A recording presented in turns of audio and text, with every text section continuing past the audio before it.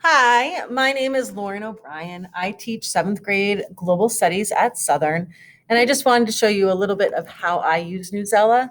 I've been using it for a long time, usually just the free version, but this year I'm using the paid version, obviously, because we have it. And I just wanted to show you what I use it for because I do think it's a great tool, especially for social studies. So this year I have been using it a lot for the election. So it has different text sets you can use for the election this year. Obviously, would only happen really once every 4 years. They only had this for the presidential election, but it gives you kind of like text sets for each of these different topics and things that you maybe want to talk to your classes about that are appropriate for different grade levels. Like we did the one on the Electoral College and media literacy to understand the idea of sharing information that's not correct or truthful and how to stop that. I also try to use it once a unit when I teach different topics on the Eastern Hemisphere. So, for example, actually next week, we are starting kind of like the history of the Middle East, and many students do not understand timelines and the idea of AD and BC or BCE and CE. So, my co-teacher and I found this article about the history and origin of the BCE and CE dating. It has a read aloud where kids can have it read to them. Obviously, you can change the level if you want to go down to fifth grade, or you can even go down to third grade, which some kids are needing to do. You can have it in Spanish for your English language learners.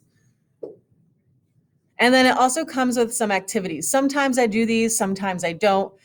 So for example, if you wanted them to write something, I wasn't a huge fan of this question here. So you can actually edit it and put your own. And so that's probably what I would do, is just put my own question based on this article so that the kids can respond to it and you can read what they write. It also has some great information for current events, which I do a lot. So we'll stick with the Middle East concept.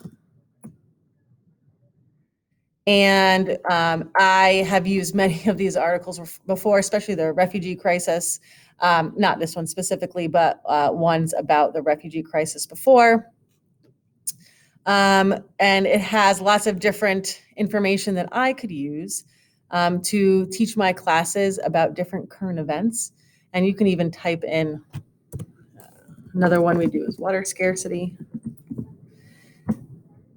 which if you go to text sets, they actually have text sets for you to use so that kiddos can read different articles and then you guys can have a discussion about it so that they're all getting information about water scarcity, but reading different articles so that they compare with their classmates about it.